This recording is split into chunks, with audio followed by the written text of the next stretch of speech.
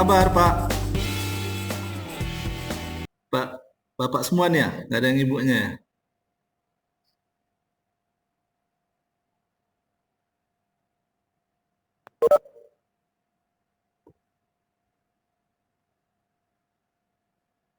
Halo Bapak Ibu, dengar suara saya? Alhamdulillah dengar Pak. Oke. Apa kabarnya Bapak Ibu? Sehat? Sehat.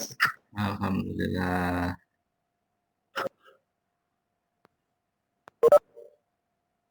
Pagi Pak Leo. Speakernya belum hidup tuh Pak? Ini jelas suaranya. Oke, oke. Oke, Pak Eko. Rupanya hari Senin kita udah Lebaran ya. Minggu Pak, minggu Lebaran Pak. Minggu. Nah, Minggu. maksud saya hari Senin kita masih Lebaran. Oh,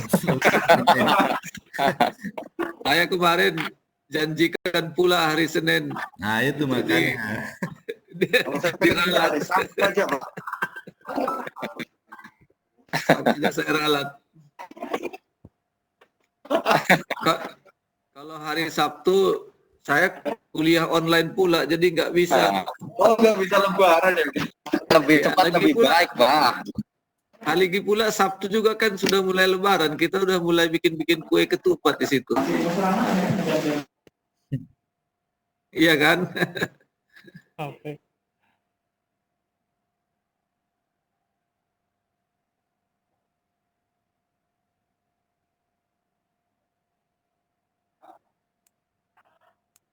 Ntar ya kita ambil materinya dulu. Tema ABS.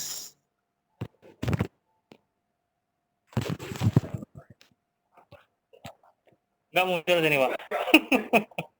Ya. Baca HP. Oh ya.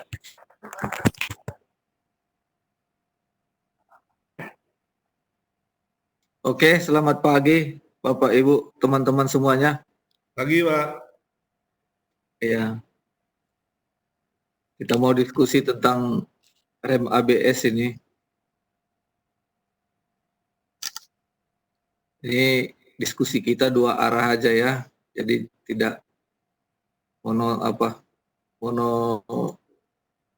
monoton ya.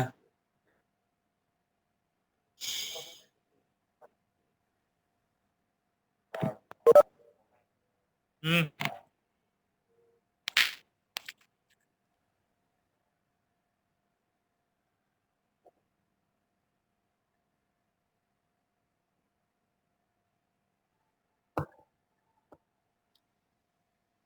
Oke, sudah bisa kita mulai ya.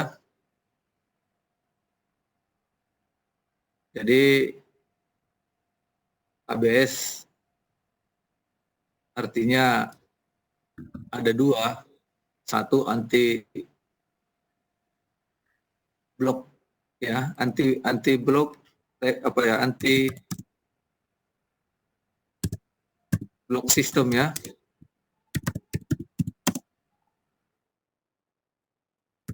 Ada juga katanya asal Bapak senang. Anda itu aja ya. Yang jelas artinya ABS itu adalah anti lock brake system ya, anti lock brake system. Jadi ini ada diagram rasio meleset di dalam perjalanan. Ada di sini es, ada aspal basah, ada beton kering. Ini nampak kan diagramnya. Rasio slip itu kecepatan kendaraan dikurangi kecepatan roda dibagi dengan kecepatan kendaraan dikali 100%. Ya. Jadi ada garis merah ini. Untuk S ini sangat rendah ini. Tenaga pengeremannya paling rendah S. Makin apa? Adalah aspal basah. Yang paling tinggi pengereman itu adalah beton kering. Kemudian tenaga belok. Ya. Ini untuk S juga sangat rendah ini. Kemudian di aspal basah ini tinggi di kemari. Jadi rasio meleset ini makin tinggi, ya ini makin 100% meleset di sini. Ini kalau belok, ya. Jadi kalau kita lihat di sini, yang untuk anti-lock brake system itu dia harus berada di rank 10 sampai 30. Jadi selisih 30 ke 10 berarti ada 20% slipnya. Itu yang diizinkan untuk anti-lock brake system. Tidak semua jalan kita beton kering. Yang ada adalah yang rata-rata paling banyak itu aspal ya, aspal kering dan aspal basah. Kita lanjutkan ya. Kemudian ini kira-kira konstruksinya. Di dalam roda ini ada sensor kecepatan, kemudian ada ECU, kemudian sensor perlambatan, di sini ada sensor perlambatan, kemudian meter kombinasi, lampu peringatan, kemudian ada sensor kecepatan ini di belakang. Jadi di setiap roda itu sudah ditanamkan sensor kecepatan. Ini kebetulan skid kontrol ECU ini untuk pemudahan pemeriksaan karena bisa memeriksa dari skidnya ini, atau sering dibilang orang soket ya, soket-soketnya di sini. Jadi ECU-nya juga ada di dalam ini.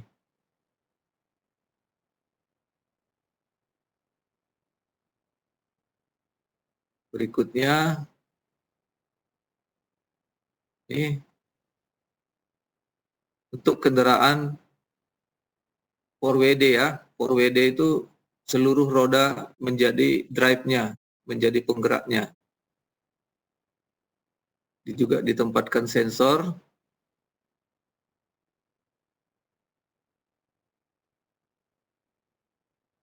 Ini ada ganggu ini, apa ini tabel ini. Oke, saya geser dulu ya. Ya ini sudah ditempatkan di sini 3 sensor. Ya. 3 sensor kecepatan, di depan juga 3 sensor kecepatan. Ada 2 penggerak rem. Kemudian skid kontrol ECU, sensor perlambatan, motor kombinasi. Ya. Kita lanjut lagi.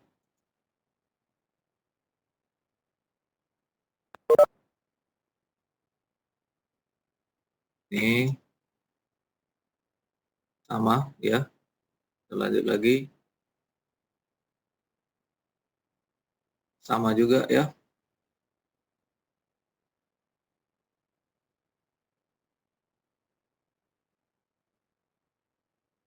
Nah, ini ada 4 meter kombinasi ya, lampu peringatan, sensor perlambatan, skid kontrol ECU, penggerak rem di dalam ini. Kemudian 3 buah sensor. Sorry, ada sensor bukan 3 ini urutannya ya. Ini juga 4WD.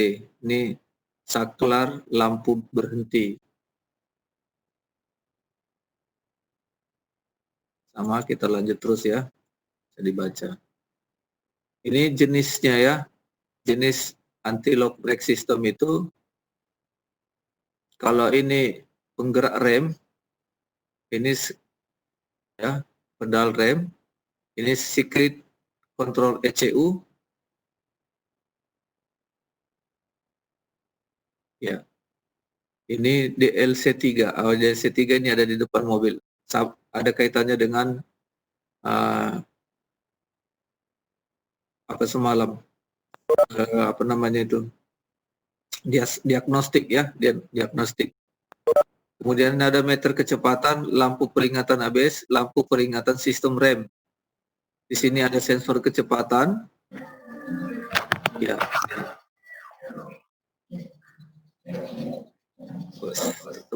Kembali. Ini adalah diagram kecepatan pengereman, ya. Ini ada tekanan hidrolik di silinder roda. Ini waktu, kemudian kemarin signal. Ya, signal ini sehingga tingkat percepatan roda ini grafiknya seperti ini. Ya, sudah Bapak Ibu lihat kan itu diagramnya, karena saya nggak bisa nunjukkan kursor dari situ, jadi bisa dibaca masing-masing ya. Kecepatan, ini tingkat percepatan roda. Ini kecepatan dengan percepatan. Karena percepatan dengan kecepatan itu berbeda ya. Kecepatan itu adalah gaya bagi, jarak dibagi waktu. Sementara percepatan adalah kecepatan dibagi waktu. Ini juga sama, lihat. Hanya diagramnya aja yang berbeda. Ya, tetap. Ya.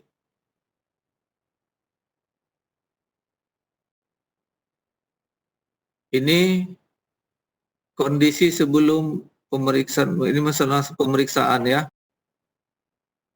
Signalnya ya, signal di sensor-sensornya. Ya. Kemudian ini DLC3-nya tadi, OBD ya, baru teringat saya ini. DLC3 ini ada kaitannya dengan OBD2. Kalau di sini apa kodenya 72, berarti 7 kali lampunya berkedip, berhenti sebentar, kemudian 2 kali ini ada gambarnya dibuat.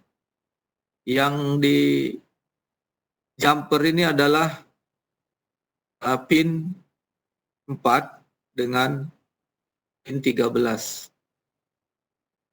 Kemarin kan sudah saya tahu cara menghitungnya. Cara menghitungnya, lihat apanya ini, tirusnya ini, di mana dia paling tinggi jaraknya, paling besar jaraknya, dari situlah menghitung nomor satunya. Berarti ini nomor satunya mulai dari kanan ini. 1, 2, 3, 4. 5, 6, 7, 8, 9, 10, 11, 12, 13.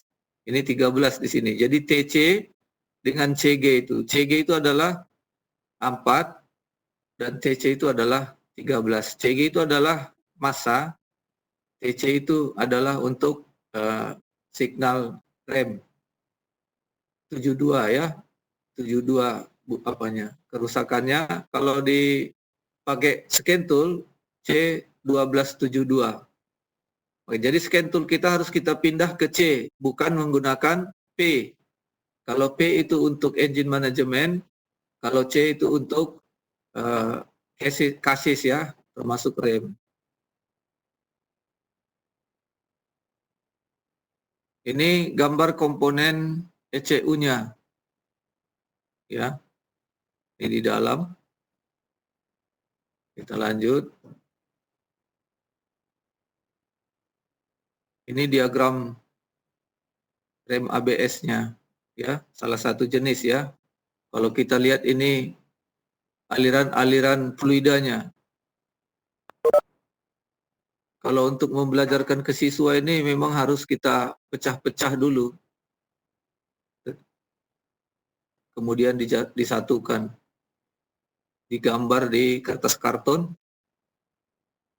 supaya mereka juga paham aliran-aliran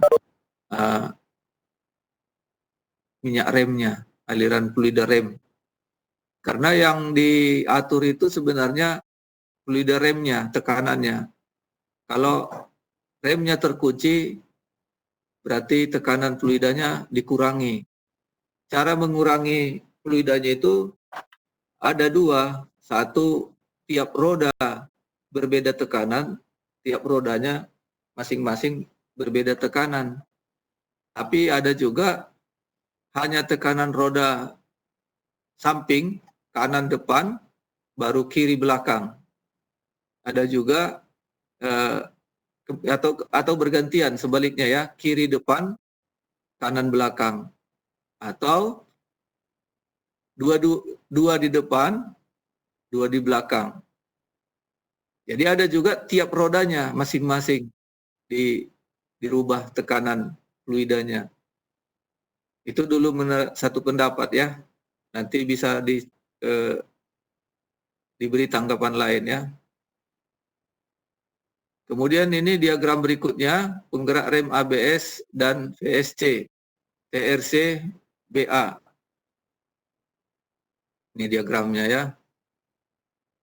Kita lanjut nanti kita diskusikan langsung ya.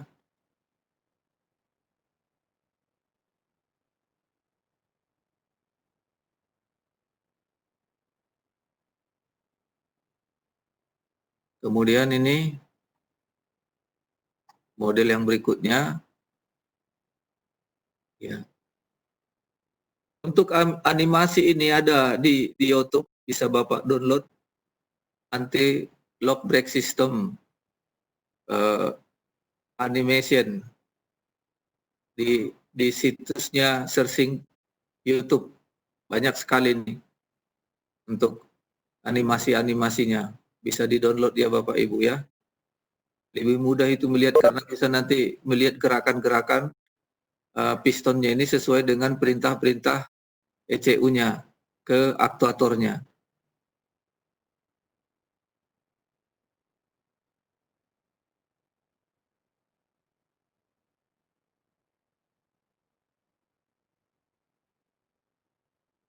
Ini tadi distribusi tenaga rem roda depan dan belakang. Sebenarnya pengereman terkuat itu dirancang untuk roda depan, bukan di roda belakang. Itu sebabnya tenaga pengereman itu berada di depan dan lebih dahulu pengereman itu bekerja untuk di depan. Baru menyusul roda belakang.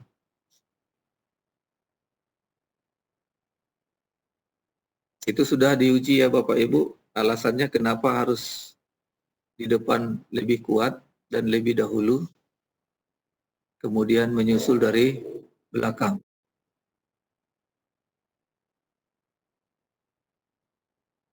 Diagram sistem, ini sensor kecepatan, sensor tekanan silinder induk, saklar lampu, penggerak rem, lampu peringatan ABS, ini skid kontrol ECU-nya.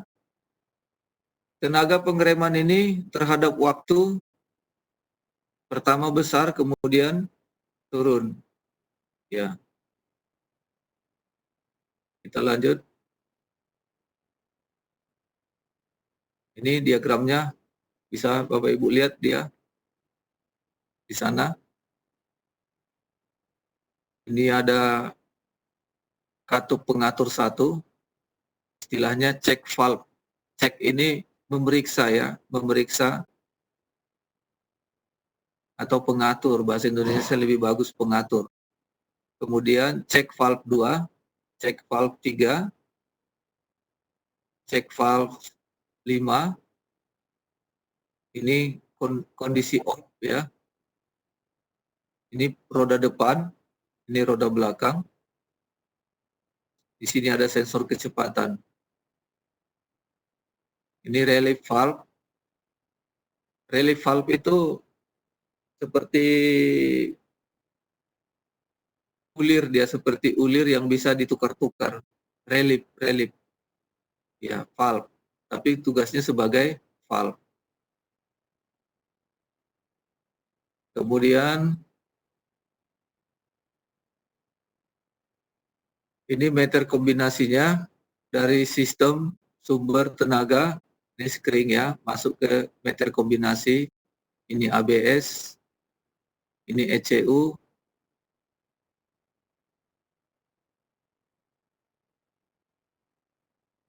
oke. Kita lanjut. Ya, sudah selesai Bapak Ibu mengenai pengantar, ini pengantar saja.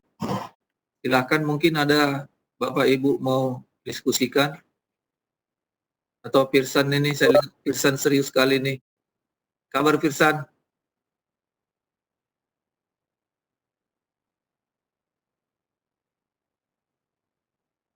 Kawan-kawan kita mana nih? Oh, sudah hadir semua nih teman-teman ini.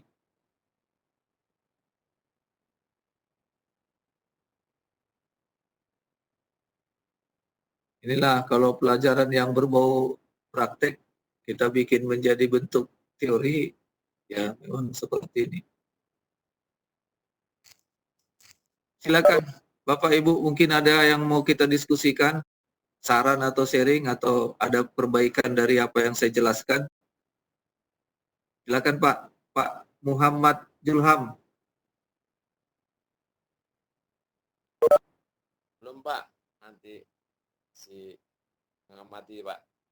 Oh iya, memang ada ya, mungkin karena baru pertama kali kita menggunakan apa online ini Pak, jadi masih ada sedikit apanya ketidakpuasannya. Saya sendiri juga belum benar-benar puas menggunakan pembelajaran online ini.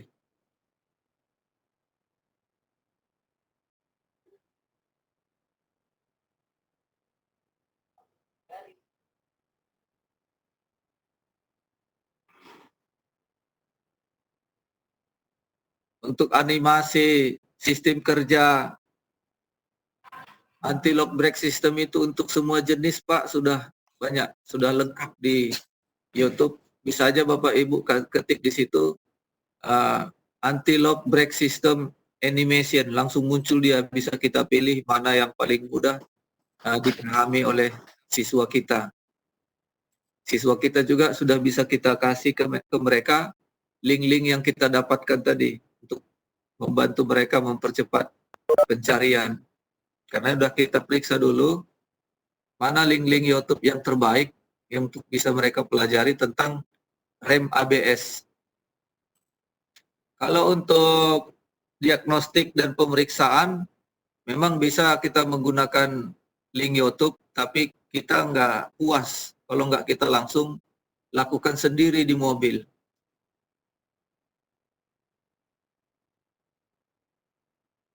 Menggunakan sketol atau menggunakan osiloskop atau menggunakan jumper. Kalau menggunakan jumper itu melihat lemnya, lem mil ABS. Ya, mil ABS, malfunction indikator lem untuk anti-lock brake system. Dia terpisah dengan milnya engine. Ada juga yang sudah digabung 1 mil dia. Itu Pak, pembuatan simulatornya itu sulit itu ya Pak? Sebenarnya tidak, karena simulator itu nggak harus lengkap dia, minimal dia contoh kalau kita membuat simulator engine management system, karena kan target kita itu sebenarnya mengenali pin kalau engine management system. Jadi kita lihat aja dulu diagram sirkuitnya, karena rata-rata yang sulit bagi siswa itu adalah diagram sirkuit. Ya, Jadi kita buat ya. Kalau sudah kabel memang anak-anak ini agak itu ya Pak. Iya. Iya, betul. Makanya sebelum kita masuk ke engine, kita harus buat dulu mereka benar-benar familiar dengan diagram sirkuitnya. Jadi diagram sirkuit ini kan bisa kita gambar di papan. Di papan menjadi sebagai tugas kelompok mereka. Tentu diagram sirkuit itu kalau kita lihat langsung untuk keseluruhan itu kan rasanya ribet sekali. Tapi kalau ya, ya, tapi kalau kita pecah satu persatu, misalnya untuk sirkuitnya oksigen sensor misalnya. Ya, sirkuit oksigennya sensor dulu. Di ECU pin berapa dia? Ya. Sampai ke screennya, sampai ke apa namanya itu? Saklar-saklarnya. Jadi ada berapa pin untuk oksigen sensor misalnya. Jadi di situ kita membuat prototipenya. Jadi kita buat dulu papan seperti apa? Berapa kelompok siswa? Katakanlah kalau ada 4 kelompok, berarti ada 4 papan prototipenya. Sehingga mereka akan bekerja melalui diagram yang kita berikan sesuai dengan nomor pin, kabel warna-warna kabel untuk setiap sensor dan aktuator. Kemudian itu dirangkai di papan prototipenya kita. Termasuk soket-soketnya nanti dirangkai di situ. Jadi seolah-olah sama seperti yang ada di engine, seolah-olah. Jadi ada depan, ada belakang, ada tengah, di mana posisi oksigen sensor. Jadi di papan itu bisa aja digambar seperti bayangan mesin. Seperti bayangan mesin, ya kan bisa saja kita print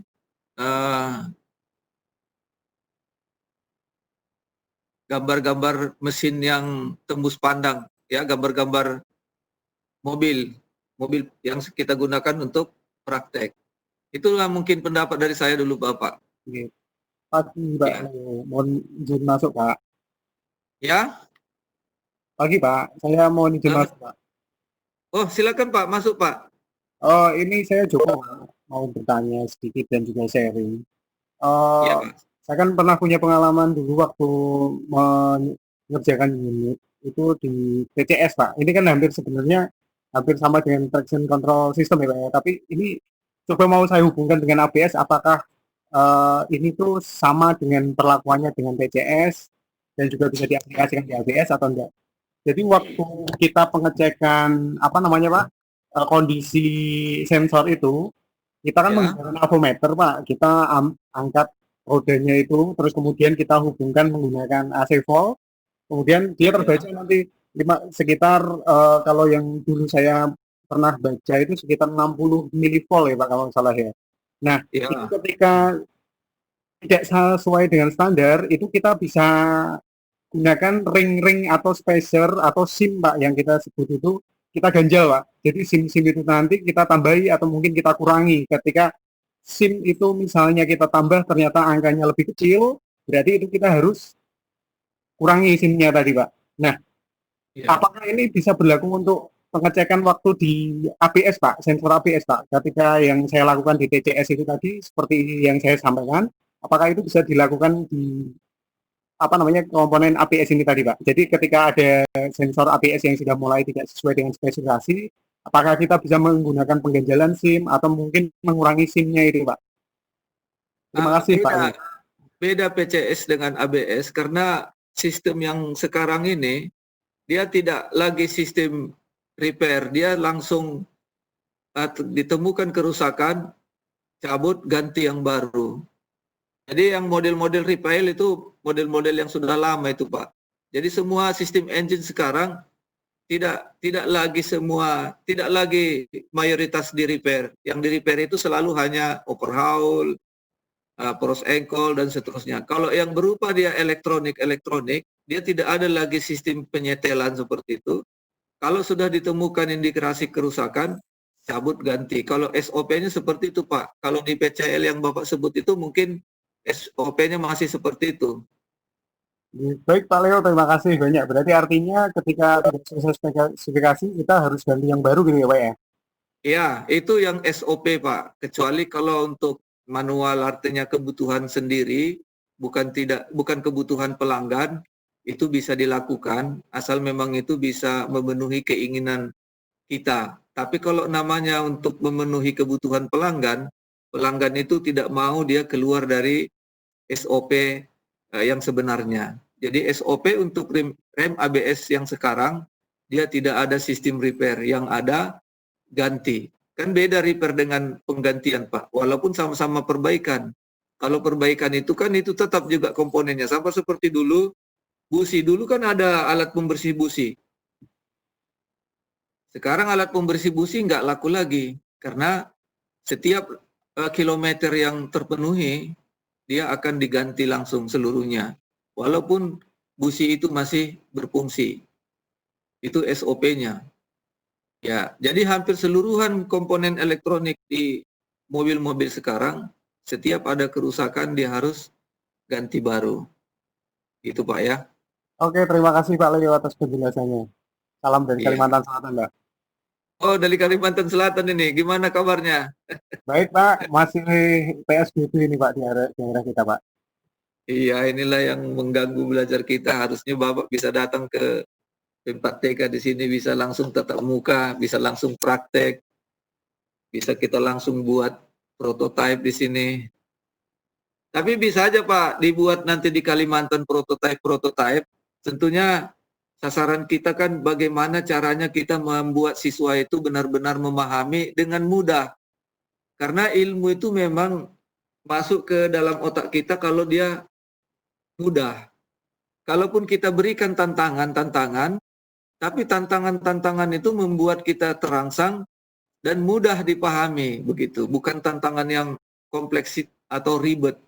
Kalau yang sudah sangat ribet, tentu kan kita susah masuk belajar ke kepala kita. Sama seperti makanan juga. Kalau makanan itu terlalu besar-besar dia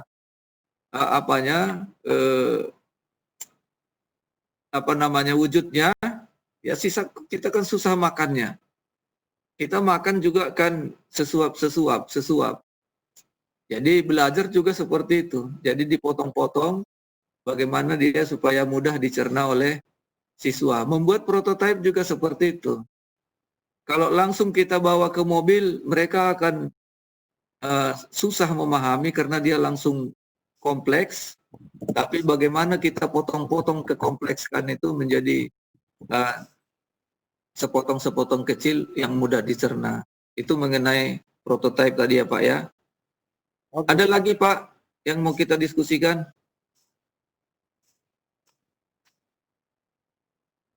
Waktu kita masih cukup banyak Pak. Kadang-kadang kendala kita Bapak Ibu, kita menerima prototipe dari luar kita beli.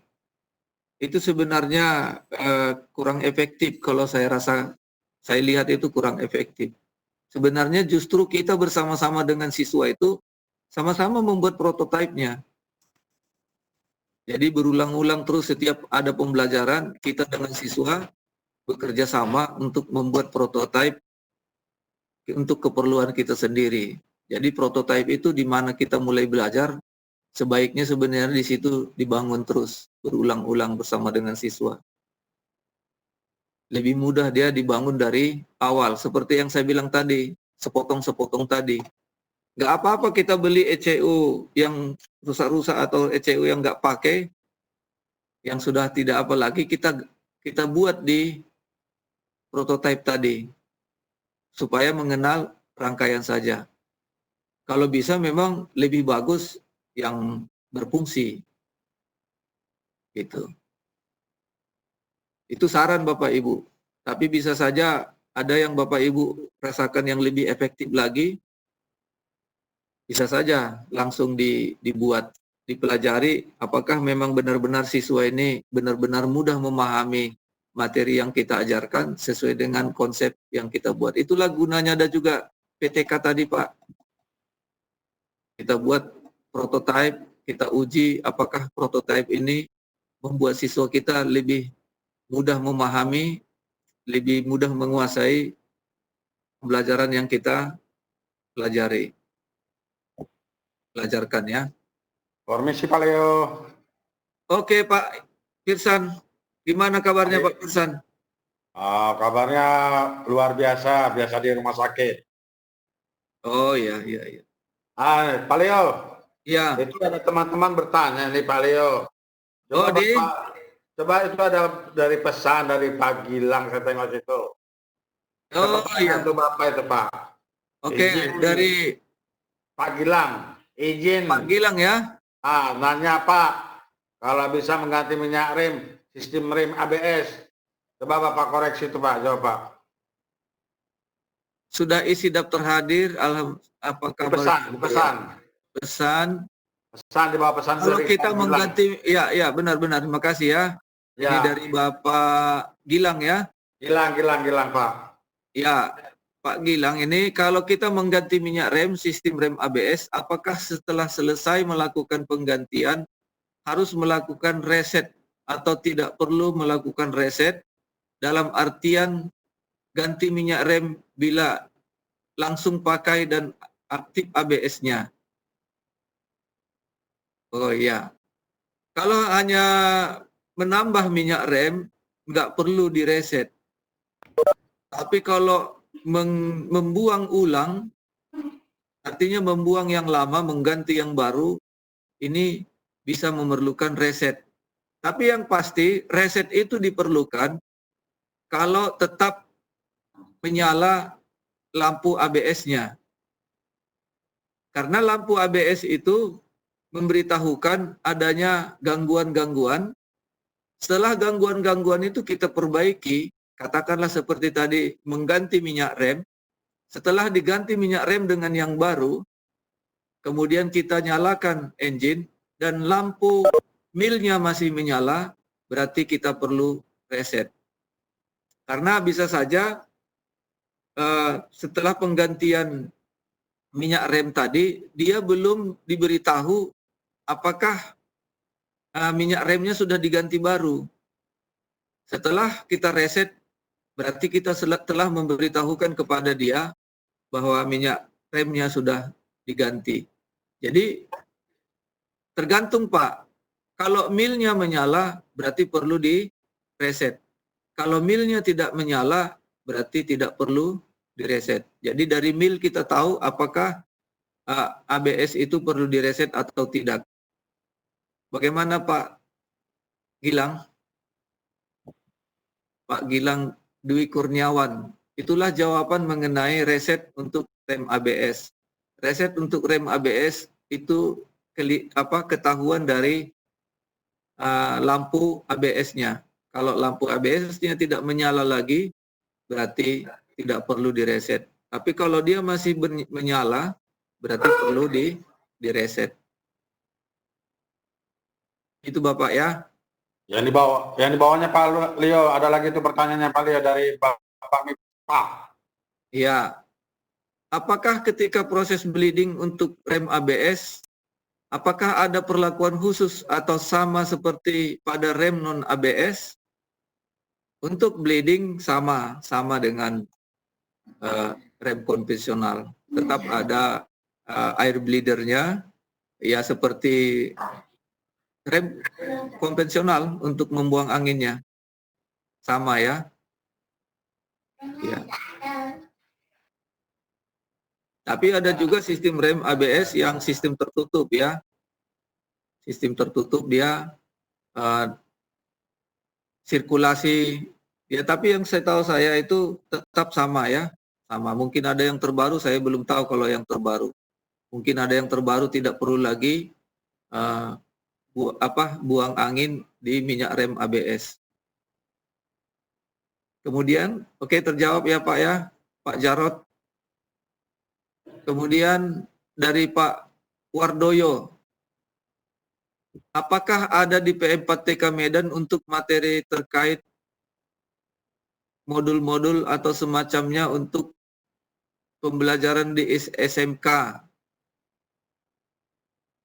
Jadi Pak Anton Wardoyo bisa membuat ke WA saya modul apa yang Bapak inginkan. Saya carikan, nanti saya kirim ke Bapak. Kalau ada nanti saya kirim. Karena saya nggak tahu modul apa yang Bapak inginkan di sini. Ya. Bapak Anton Wardoyo, bagaimana Pak Anton? Maaf Pak Leo, masuk lagi Pak Leo. Oh ya, silakan Pak, silakan. Ya, yang dari kawasan tadi Pak. Jadi ini Pak, terkait yang mengenai riset tadi ya Pak ya. Saya boleh tanya Pak. Kalau untuk yang di EV itu kan kita menggunakan prosedur reset, kalau tidak menggunakan scan tool kan kita cabut fuse ya Pak ya, fuse EV berapa detik gitu kan, itu bisa Ya, menghilangkan betul. nil kode. Ya, Apakah perlakuan itu sama dengan yang di ABS juga sama Pak, seperti itu Pak? Ada cara yang seperti itu tadi Pak? sama. 1 menit ya. Dia kan dia dicabut screennya 1 menit. Jadi kalau untuk ABS, ya khusus untuk screen ABS dicabut 1 menit. Kalau dari negatif baterai bisa juga. Cuman dari negatif baterai kelemahannya nanti sistem-sistem yang lain yang audio video apa segala macam yang barang-barang tambahan di mobil kita bisa terreset semua. Jadi untuk yang dari negatif baterai disarankan untuk tidak digunakan kecuali kalau tidak ada barang-barang tambahan yang lain selain daripada sistem utama, bisa reset dari negatif baterai atau dari screen yang Bapak sebutkan tadi. Sama ya Pak mengeresetnya. Oke Pak. Bisa juga, ya bisa juga pakai jumper. Kalau pakai jumper, ya ada petunjuk di manualnya, tapi secara umum dipasang dulu jumpernya, kemudian remnya dinyalakan, dikocok-kocok dia beberapa kali, kemudian atau dibawa berjalan, nanti dia terreset sendiri. Setelah selesai reset, baru kita cabut kabel jumpernya. Kalau memasang kabel jumper, jangan pernah dalam keadaan on. Memasang dan mencabut kabel jumper harus dalam keadaan off. Oke Pak Leo, masuk juga Pak Leo. Ya. Dengan jumper Pak, kalau nggak salah itu kan kalau untuk yang transmisi otomatis yang JIS, saya pernah jumper itu terminal 1 dengan 9 ya Pak ya. Kalau untuk yang Ya. ABS 4 dengan 13 kalau nggak salah Pak. Ya, betul. Itu kalau efeknya Pak, nanti ketika kita itu misalnya salah jumper, misalnya 2 ke 3, seharusnya 413, saya ke 412, itu efeknya pengaruh nggak Pak untuk yang di ECU dari engine tadi Pak? Kalau kita jumper dia salah pin, yang direset itu adalah komponen yang lain. Misalnya kita mau memeriksa rem ABS, Bapak jumper 49 kan untuk transmisi. 19 Pak transmisi Pak. Ya, 19 untuk transmisi. Makanya kita harus tahu betul pin-pin mana untuk pemeriksaan untuk jumper. Jadi jumper itu nggak boleh sembarangan Pak, karena bisa merusak komponen yang lain, bisa merusak ECU-nya juga. Gitu. Oh ya. Jadi, baik Pak Leo. Ya. Oke, terjawab ya kan Pak? Ini terjawab Pak Leo. Terima kasih Pak. Iya. Oke, sama-sama Pak. Ada lagi yang lain? Mengenai bahan-bahan ajar, modul, Bapak tulislah apa yang Bapak perlukan. Sebisa mungkin nanti saya kirim, termasuk mungkin link-link YouTube yang bisa Bapak gunakan untuk membantu siswa belajar. Jadi apalagi sekarang siswa sekarang ini kan belajar dari rumah ini kan. Bapak Ibu, siswa-siswa kita sekarang di SMK belajar dari rumah atau masih ke sekolah? Belajar dari rumah. Iya, kalau dia belajar dari rumah, berarti dia harus menggunakan tugas ya, tugas itu bisa nanti Bapak lengkapi dengan link-link YouTube atau link-link yang lain yang mereka bisa buat itu menjadi referensi untuk menjawab tugas-tugas mereka, untuk mendalami pengetahuan teorinya tentunya. Kalau praktek tidak mungkin kan di rumah. Jadi nanti setelah masuk ke sekolah, mereka sudah sedikit ada gambaran di kepala mereka, sehingga nanti waktu praktek mereka benar-benar menyerap atau menguasai materi yang kita bawakan. Kalau untuk apa tadi, istilah-istilah yang Bapak sebut kemarin, mereka susah itu di awal seperti itu. Yang namanya bahasa, dia perlu latihan menggunakan kata-kata tersebut, Untuk latihan bahasa, saya pernah lihat teman yang belajar bahasa, dia menggunakan kartu-kartu. Kartu-kartu, dia tulis bahasa-bahasa yang mau dia hafal di situ. Setelah dia selesai benar-benar mengingatnya, mereka langsung buang itu kartu-kartunya. Jadi Bapak Ibu bisa menyarankan siswa untuk menghafal istilah dan artinya, bisa mereka membuat dalam bentuk kartu-kartu. Di toko ATK ada jual kartu-kartu yang sudah jadi, yang kayak ada lem-lemnya itu. Bisa ditempel-tempel di dinding kamar tidur mereka. Itu saran Bapak Ibu ya. Kita lanjutkan ini, ada pertanyaan berikutnya. Tentang materi tadi sudah ya, sudah saya jawab.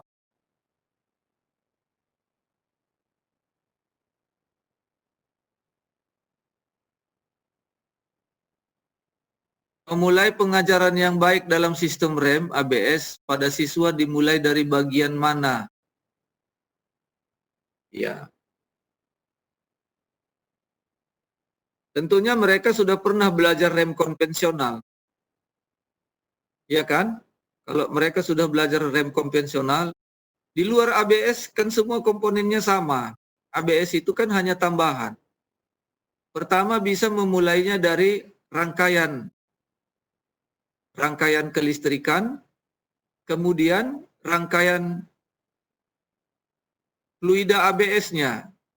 Tambahan ABS itu kan adalah pompanya, pompa otomasinya, yang dipompakan sendiri oleh ABS itu sendiri. Yang kita pompakan lewat pedal rem itu sudah konvensional.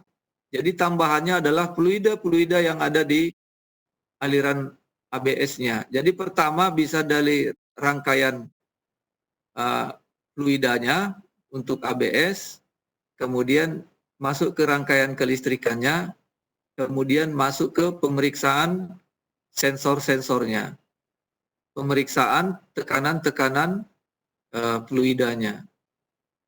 Jadi saran saya memulainya ya adalah memulai dari rangkaian. Jadi rangkaian kelistrikan, kemudian rangkaian fluida dan jenis pompanya. Jenis pompanya kan ada bermacam-macam Bapak Ibu ya. Rangkaian fluidanya juga ada bermacam-macam. Ada yang silang, ada yang depan-depan, belakang-belakang, ada yang tiap roda dia punya rangkaian tersendiri. Di melewati pusat rangkaian fluidanya. Jadi saran saya Bapak Ibu itulah, mulai dari rangkaian dulu. Oke Pak, terima kasih Ya. Pak. Atau mungkin ada Bapak Ibu guru yang lain yang sudah pernah mengajarkan ABS, tentu mereka punya pengalaman di mana yang paling tepat memulai pembelajaran rem ABS ini kepada siswa. Silakan Bapak Ibu memberikan saran ke teman kita yang bertanya ini. Karena ada teman kita bertanya, dari mana memulai kita belajar ABS supaya siswa itu mudah memahaminya.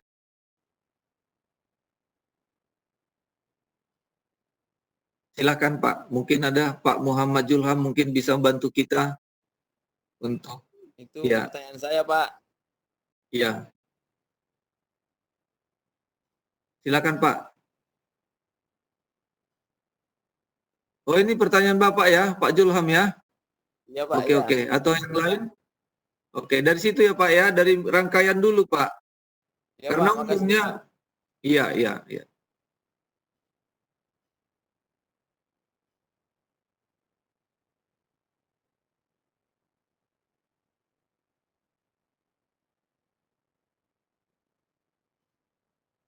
Kita sembari membenahi yang belum terlaksana kemarin. Oh, ya ya ya.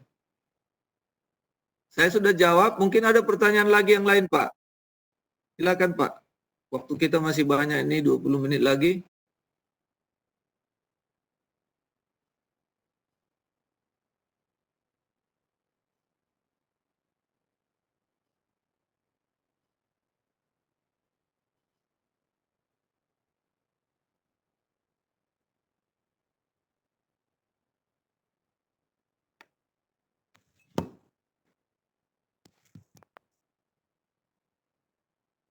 Ya, Ibu Marinda, apa kabar Bu? Baik, Pak. Ya, ada yang mau kita diskusikan Bu? Sejauh ini, Kak, menanggapi yang ditanyakan sama Kak, baik. Baik. Nggak, kurang kuat suaranya Bu. Nggak dengar saya di sini. Ya, baik Pak, menanggapi yang tadi Bapak bahas tentang hal yang duluan dipelajari untuk ABS. Kalau kami di sekolah lebih mentingin dulu teorinya, Pak. Gimana cara bekerja remnya, baru kita masuk ke sensor-sensornya, Pak. Itu aja. Ya, jadi saya pernah berdiskusi dengan yang dari industri. Makanya kita lihat nanti gejalanya. Kami waktu itu belajar transmisi otomatis dari industri. Bapak itu tidak mau masuk ke teorinya. Saya bilang, Bapak ini sudah menyalahi yang sudah terbiasa di pendidikan. Kenapa Bapak langsung suruh kami bongkar rem ABS? Sementara kami nggak tahu apa-apa ini rem ABS. Seperti itu kira-kira. Kami anggap benar-benar pemula sekali dengan rem ABS. Dia bilang, kalau nanti saya mulai dari teori, saya susah nanti menjelaskan apa fungsi-fungsinya, bagaimana cara kerjanya, di mana komponen itu, karena Bapak sendiri belum tahu apa itu di dalam benda-benda itu, dia bilang. Sehingga kami melakukan praktek dulu, bongkar pasang, ya. Setelah selesai kami bongkar pasang, sudah bisa kami melakukan bongkar pasang, mengurut-ngurutkan komponen-komponennya, barulah hari berikutnya dia menjelaskan teorinya, alirannya, semuanya, cara kerjanya. Yang kami rasakan, yang saya rasakan secara pribadi, lebih mudah ternyata, karena sudah ada di kepala kita ini rekaman-rekaman tentang apa itu transmisi otomatis. Waktu dia menjelaskan lebih mudah dia dipahami. Tapi bisa aja Bapak Ibu coba, uji coba, yang mana nanti yang paling efektif. Ibu juga nggak salah, karena memang teorinya dijelaskan dulu, ya. Setelah dijelaskan kemudian dilatihkan. Itu juga umum memang. Nah, jelaskan latihan, jelaskan latihan, jelaskan latihan. Dia dipotong-potong kan gitu. Nah, tapi kemarin kami dapat satu masukan dari industri, justru disuruh latihan dulu. Nah, latihan dulu, langsung ke bendanya, bongkar, pasang, sampai benar-benar baik gitu.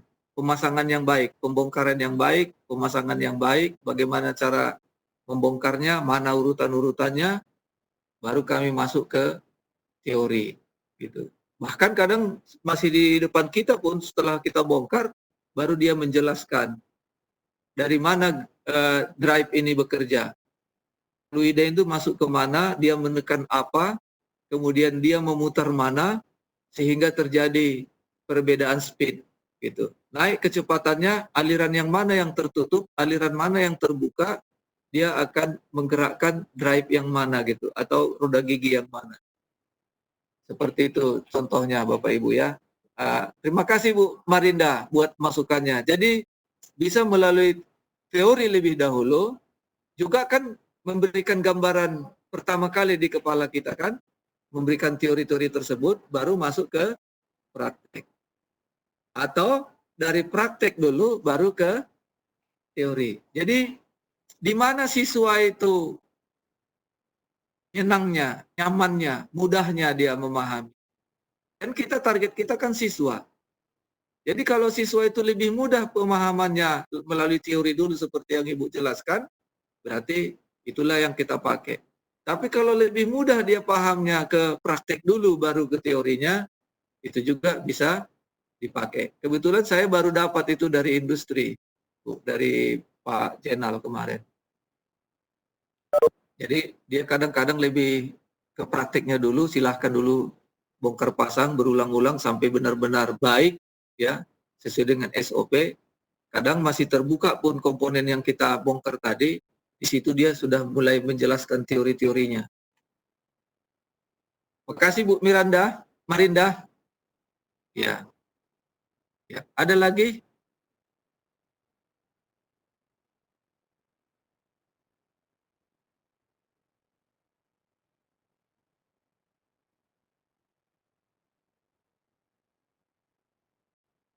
Jadi di dalam mengajar ini berlaku juga feeling. Merasakan apa yang kita rasakan. Kalau kita belajar, dari mana duluan mudah kita pahami. Kemudian itu kita terapkan kepada siswa. Walaupun itu nggak mungkin, ya bisa saja nggak sama kita dengan siswa kita. Makanya kita pelajari mana yang paling tepat buat siswa ini kebanyakan. Persentase juga. Karena siswa ternyata cara belajar mereka itu nggak sama. Ada yang banyak menghafal dulu, ada yang langsung praktek, ada yang banyak mendengarkan dulu, ada yang banyak menerima penjelasan dari menonton misalnya, video dan seterusnya. Tidak sama, tiap siswa itu ada perbedaan.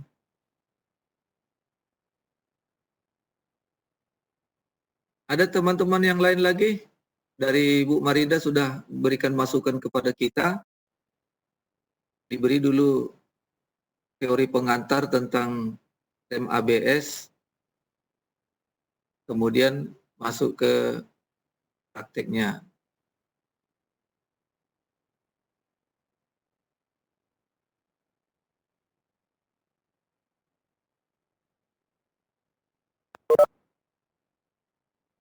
Ini kurang jelas ya suaranya. Tapi saya di sini sudah saya buat besar ini.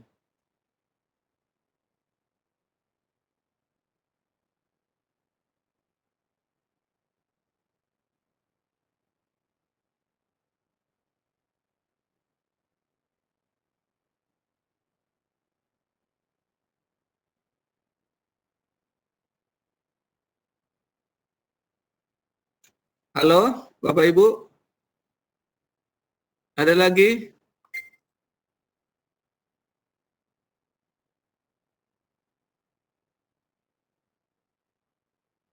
Ya, ini juga ada pendapat dari Bapak Gusting Murah Hindrayasa ya. Menurut saya sistem pada mobil lebih baik dimulai dari yang paling awal, yaitu mulai dari fungsi sistem tersebut, kemudian komponennya dilanjutkan dengan cara kerja, dan terakhir adalah troubleshooting. Ya, yang terakhir itu memang troubleshooting, semuanya yang terakhir itu troubleshooting. Tapi kalau untuk belajarnya, Bapak Ibu lihat kondisi siswanya, mana yang membuat dia lebih memahami, lebih mudah memahami dan menyenangkan. Karena saya pun yang dapat teori ini dari industri. Dia tidak kasih teori dulu, dia langsung masuk ke bendanya, pekerjaannya, praktek bongkar pasang terus sampai dia berhasil, susunan-susunannya, kemudian dia baru masuk ke teorinya dan fungsi-fungsinya, kemudian cara kerjanya. Jadi tergantung ya, karena dia bilang kalau untuk retransmisi seperti itu kompleks, agak susah dipahami kalau langsung lewat teori. Itu satu pendapat ya Bapak Ibu. Jadi pendapat Gusting Murah Hindrayasa ini juga sama seperti pendapat Ibu apa tadi? Beranda. Sarannya ya. Makasih Pak. Hindrayasa. Oke, silakan Pak. Ada lagi Pak. Iya.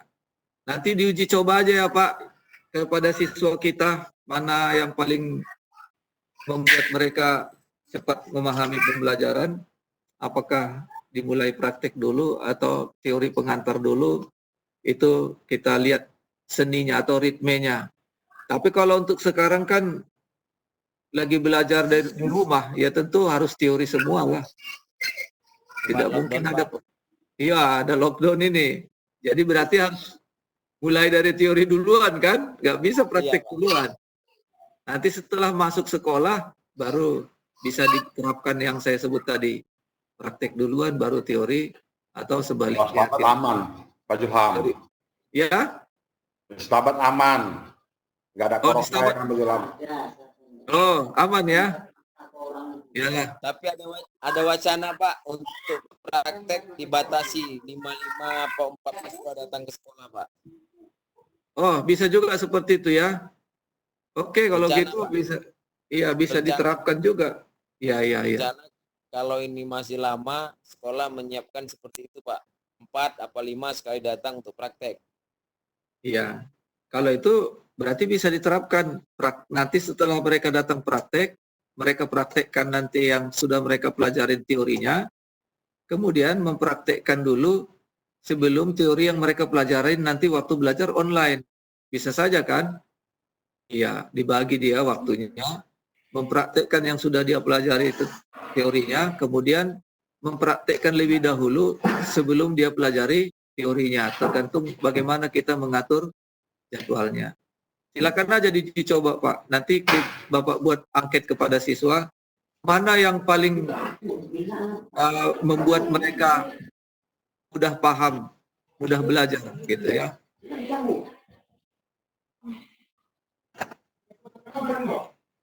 Oke Pak, terima kasih banyak Pak. Oke, sama-sama Pak. Di Pak Dino kok nggak ada komentar nih Pak Dino. Ya, Pak Dino, apa kabar Pak Dino? Pirsan, share Pak Pirsan. Pak Dino Saputra, mana nih? Sehat kabarnya? Pak, jangan marah dah Pak, Pak Pirsan. Gak marah Pak Deno. Bukan Medan biasa itu. Gak kelihatan wajahnya, gelap Pak Deno. Lanjut Pak Leo. Masih ada waktu Pak Leo. Oh Pak Leo, Ya. karena masih ada waktu Pak Leo, saya mau izin lagi masuk lagi Pak Leo. Oh, silakan Pak. Ya. Jadi gini Pak Leo, saya sedikit sharing. Jadi ketika mempelajari siswa mengenai ABS, jadi kan Mas Menteri itu kan selalu menyarankan kita biar supaya literasi dan sebagainya Pak, untuk siswa itu ya Pak ya. Iya, betul. Bagaimana siswa itu biar berkembang dengan literasinya dan sebagainya. Nah, sekarang dengan efek literasi tadi Pak Leo, saya malah akhirnya sebagai bumerang buat saya Pak Leo. Ketika anak saya suruh literasi mengenai ABS, anak menemukan break assist, electronic break force distribution, EBD, itu menghubungkan dengan teknologi ABS. Sedikit belum bisa menjelaskan kepada anak sih mengenai 3 teknologi itu tadi Pak.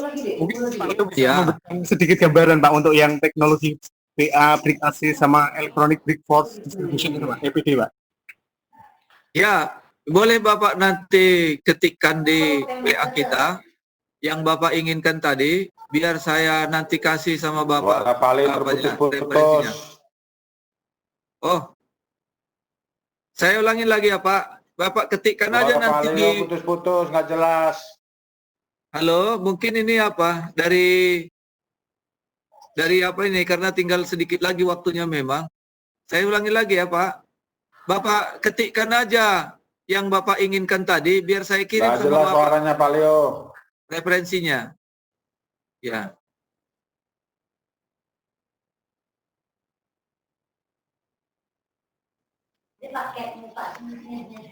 Oke, saya mulai Pak ya. Ini jelas pesan. Jelas nih. Ya. Waktunya tinggal 1 menit Pak Leo. Ya. Nah, pertanyaan Bapak tadi mengenai referensi rem ABS, silakan Bapak ketik nanti di WA, kirim ke saya apa-apa saja tambahan-tambahan yang disebut oleh siswa tadi, biar saya kirim nanti ke Bapak referensi-referensinya. Sukanas. Halo Pak. Oke, siap Pak Leo, siap. Terima kasih Pak Leo. Nanti Bapak WA-kan aja ya, biar saya kirim nanti ya. Oke, siap Pak Leo. Nanti saya WA ke Pak Leo, Pak. Terima kasih, Pak. Oke. Yuk. Makasih banyak. Ada lagi yang lain?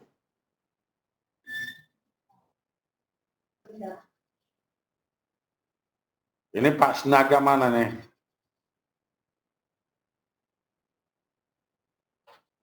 Dah, habis waktu kita ya. Habis Nanti waktu jam 11 deh Pak Leo. ya, nanti mati pula apanya ini jaringannya. Terima kasih ya Bapak Ibu semuanya, teman-teman atas perhatiannya. Selamat melaksanakan ibadah puasanya ya. Sampai jumpa untuk besok. Halo Bapak Ibu, sebelum ditutup, yang belum daftar hadir di kliniknya, coba daftar hadirnya, diklik yang tulisan P-nya present untuk menandakan hadir pada hari ini dan terekam di kliniknya. Pak Eko semalam belum ngisi daftar hadir Pak Eko. Iya nggak apa-apa Pak, kita perbaiki hari ini aja nggak apa-apa. Yang semalam udah kita rapain. Ini Pak Le. Terima kasih Pak Eko. Oke, terima kasih Pak. Saya lihat dulu masih 15-an orang itu. Kita ada sekitar 29-an, tapi masih ada cuma 15 orang. Oh ya, terima kasih Pak. Oke ya, Bapak ya. Oke, terima kasih Pak. Oke, terima kasih Pak Eko. Oke, kita lip ya, kita end meetingnya. Assalamualaikum, Sampai jumpa Pak Eko. besok Pak ya. Oke Pak. Besok ada TKR dengan Pak Leo lagi dan Pak Pirsan di TBSM jam 1. TBSN jam 1 ya, jam 2. Saya sudah ya. Assalamualaikum warahmatullahi wabarakatuh. Selamat siang. Selamat siang Pak Eko. Selamat berpuasa. Selamat siang semuanya. Warahmatullahi wabarakatuh.